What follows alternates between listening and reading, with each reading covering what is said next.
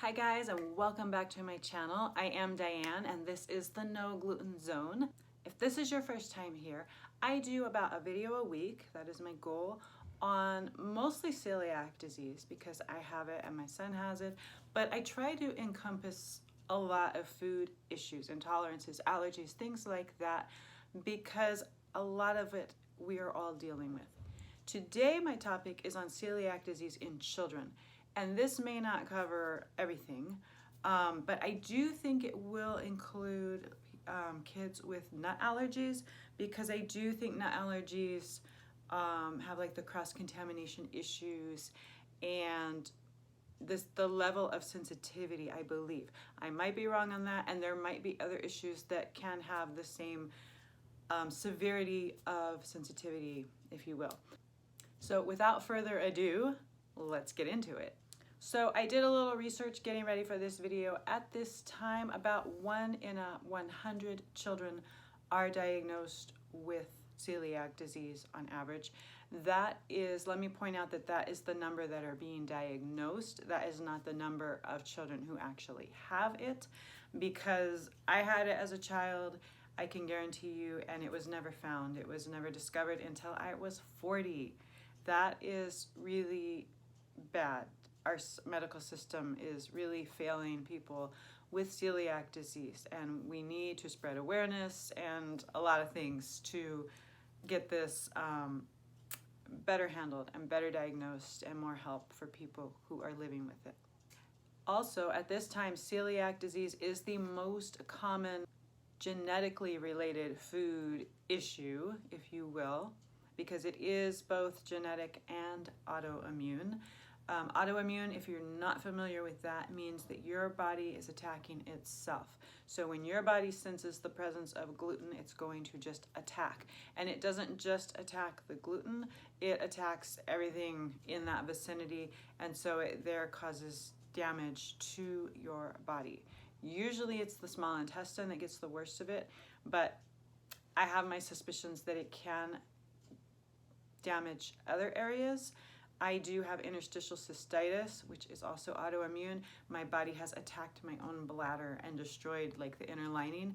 And just my personal opinion, I do have a leaky gut, and so proteins do end up in my bladder that shouldn't be there. They're leaking out of the gut and ending up in the bladder, and that is how they do the test for leaky gut. They test for the presence of proteins that shouldn't be in the bladder that are. And I do believe gluten spilled out of my leaky gut and ended up in my bladder, and my body was attacking it. That is my personal opinion on how I got interstitial cystitis. So just saying, just sharing. I don't know if that helps anyone or not, but I do have suspicions that it's not limited to just the small intestine. Common misunderstanding is the ability or the possibility of growing out of celiac disease. That will not happen. Once you have active celiac disease, it cannot be reversed. It will be there for life. The only treatment is to avoid gluten on all levels, and that will not go away. Sometimes you can't base the damage it's doing to your body on your symptoms that you're seeing, because some people have a lot of symptoms, some people have a little, and over time your reactions can change and lessen or worsen. And so, but regardless of how big or how little the response you're actually seeing or feeling, that does not measure the amount of damage that's being done to your body. So you have to, for life, forever, abstain from gluten in all forms. So like I said, celiac disease is both genetic and autoimmune, so the gene gets passed from a parent to a child. Just because you have the gene doesn't mean you have active celiac disease. That gene has to get triggered or turned on in some way. So a parent can have the gene and it was never triggered, but they can pass that gene to the child and the child's gene was triggered. Or vice versa, or you could both have the gene and not actually have the active celiac. It goes in all directions there. But it is genetic and it is autoimmune. So it is important, if someone in the family is diagnosed with it, that all immediate relatives get tested, whether they have the symptoms or not, because you don't know when that gene will get triggered. And so if you know you have it and it hasn't been triggered yet, then it's important to, I would personally take precautions to kind of avoid triggering it, because just, let me say, if it was me, if I was tested and I had the celiac gene, but I didn't have active celiac, I would cut gluten out of my diet as much as I could. I probably wouldn't be as strict as I am having celiac, because I wouldn't have the symptoms there showing me and prompting me to keep looking further for it and finding it and removing it. But I would do the best I could, thereby trying to reduce it getting triggered, if I'm saying that right. And so, because once you set that off, it's just so much. It encompasses so much. So to prevent that would be the best. I would also highly recommend, if you do have anything genetic that hasn't been triggered yet, take a look at the book Dirty Genes by Dr. Ben Lynch, because it talks a lot about that and about how things can get triggered and how you can prevent things from getting triggered. It is more for people with MTHFR, but it's not just limited to that. So if you have MTHFR, you have to read that book. But if you have anything genetic going on that you're aware of, whether it's active or not, the gene is just there, that's a really good book to read, to understand, and it can help you kind of prevent things from getting activated, if that makes sense. So read the book. So one thing I see, I do have a son with celiac disease, and so I can compare protecting myself and protecting him. It is so much harder for a child. And I see all the time in groups people talking with celiac disease, especially people with kids or people who just have it themselves. A lot of people just don't seem to grasp the differences that are there specifically for children. So number one, let me just point out that our children approach the world very differently than we do. They touch everything, they roll around in everything, they're touching their friends or their siblings. We as adults just don't do those things. So they approach their world very differently than we do. And that is a big factor when you have celiac disease or possibly like a nut allergy, things like that. I already touched on it, talking about them touching other kids. But yes, children socialize differently than adults. We aren't touching and playing and sharing the same toys in the same manner as children do. So there's some big differences there, how they approach their world and how they socialize. Kids are way more likely to be touching stuff and getting it in their mouth, putting objects directly in their mouth, or touching and then putting their fingers in their mouth or touching their faces. That's huge. You can watch your kid like a hawk and do your very best, but if they go off to school or they're anywhere out of your sight, they just don't have the capability, depending how old they are, when they're younger, they don't have the capability to keep themselves safe. And when they're out of your supervision, if you are doing a good job, that is so challenging. Sadly, celiac kids are very often bullied. My son has encountered so much, and it just breaks my heart, and I don't understand why kids are so mean.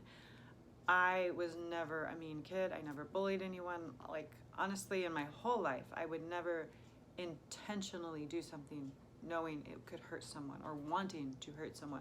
It's just not in my nature, so I don't understand it. But my son has encountered so much, and he's not in public school. I homeschool him. So I'm talking about just being mostly like in childcare at church, kids' classes at church, things like that. Sometimes he goes to camps, day camps at karate, things like that. He has encountered so much, and it's heartbreaking. But we need to understand that our kids are going to encounter these things, and we have to help them deal with it and process it. We can't always change other people. We can't force other people to change. So we have to be able to deal with it and work through it on our own. We have to give our kids those coping mechanisms. A really big challenge is if a parent who doesn't have active celiac has a child who does. One blessing I see is that I have it as well as my son, so I feel like I understand it better. I feel like if I didn't actually have it, it would be so much harder to properly care for my son and protect him. So that's a big challenge, and if that's you, reach out to people, who are going through it. You know, you can reach out to me, or if you know someone else, and get help. Someone who is dealing with it and their child is dealing with it too. Because if it's just an adult dealing with it, they don't always understand the things that apply to children. And then if it's someone who just has the child, they don't always understand that either. It's just different when you go through it yourself. You understand it so much better, and then applying it to your child. But you have to be willing to look at your child and their world and their environment and how they approach those things, and be able to manage it on their level. Most people think celiac disease equals diarrhea issues, if I can be blunt. And that isn't always the case. That is pretty common and pretty stereotypical, but it isn't always the case, especially in childhood. Many children have constipation issues, or they can flop back and forth between diarrhea and constipation. And some people their whole lives just deal with constipation issues with celiac disease. It can be different in everybody. And it's so much more than just diarrhea or constipation. There's migraines, there's full body symptoms, some more obvious than others. So just be aware that your kid doesn't just have to have GI issues or diarrhea to have celiac disease. I always share that in nursing school, we spent like not even, maybe 5 minutes max talking about celiac disease. It was in the gastrointestinal chapter study, and they just said, you'll probably never see someone with celiac disease in your entire career. If you do, they're going to be extremely skinny, extremely malnourished, and sick. They'll look like people that are starving in third world countries. They're going to be like skeletons. And that, I just have to say, that is so not true. It can be for some people, but that is not always the case. So we have to be a little more open-minded and know that it can show itself in other ways. Let me also share that sometimes those obvious symptoms aren't so obvious. If you are consuming something or being exposed to something on a regular basis, even if it's a little bit, but it's continuous regular exposure, your levels of symptoms, it's not that they go away, but your body kind of accommodates that and gets used to that. And that becomes your baseline, like your new normal, and it's not so obvious. So one of the things is when you take gluten out completely, and it takes probably I forget, I know I read it early on when I was going through this, I think it's 2 to 3 months that you need to abstain completely from gluten and then reintroduce it if you're just doing an elimination diet.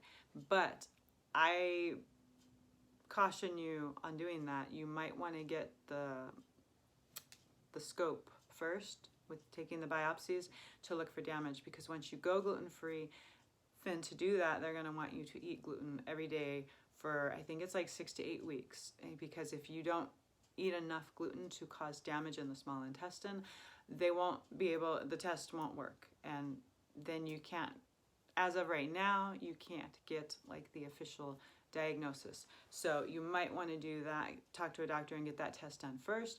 But then, yeah, once you remove gluten out completely for 2 to 3 months, then introduce even a tiny amount and just watch your reaction, because it's pretty violent, usually. I can't say for everyone. There are people with what they call silent celiac disease, where they have no symptoms that they can see, but yet their small intestine is being damaged. That has got to be really hard to manage. And there are children with that too. So just things to be aware of. You can't always gauge the damage being done to your body by the outward symptoms that you see. So I hope this was helpful for you. If you have questions, comments, please leave them down below, and come and find me on Instagram and follow me there, because I do share more things there as well. It feels more intimate to me. I get more personal interaction with people on Instagram. So I would love if you would join me over there as well. And that's all I have for you today. I hope it was helpful. Have a great day. Bye.